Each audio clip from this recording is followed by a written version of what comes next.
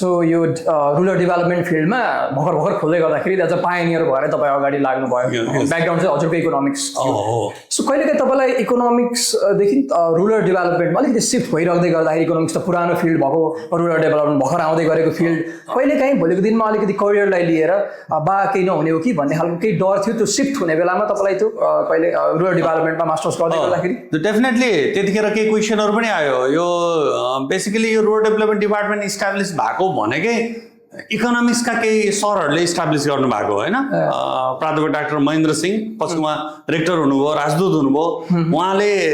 चाहिँ as a founder एचओडीको रूपमा उहाँ रहनुभयो त्यसै गरी प्रदीप कुमार खड्का उमाकान्त सिलवाल लगायत प्रेम शर्मा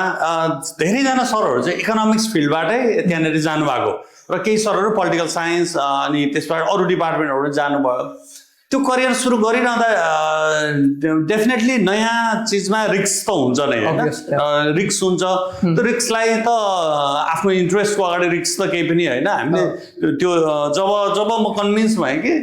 डेभलपमेन्ट चाहिँ बेसिकली कस्तो हुन्छ भने हामी डेभलपमेन्टलाई फिल्डमा हेरिरहँदा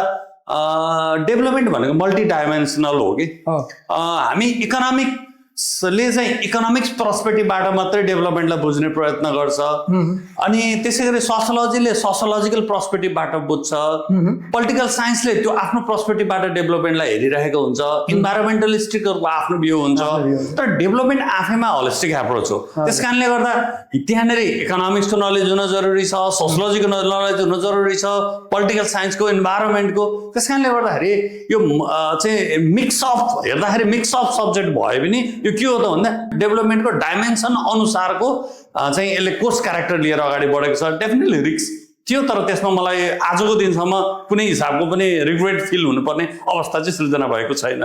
जस्तै तपाईँको ब्याकग्राउन्ड इकोनोमिक्स भएको कारणले गर्दाखेरि तपाईँलाई मास्टर्स चाहिँ रुरल डेभलपमेन्टमा गर्दाखेरि हजुरले भने जस्तै इन्टरडिसिप्लिनरी भएको सिचुएसन्समा कतिको सहयोग गरे इकोनोमिक्सले रुरल डेभलपमेन्ट अब मैले अघि नै पनि भने कि यो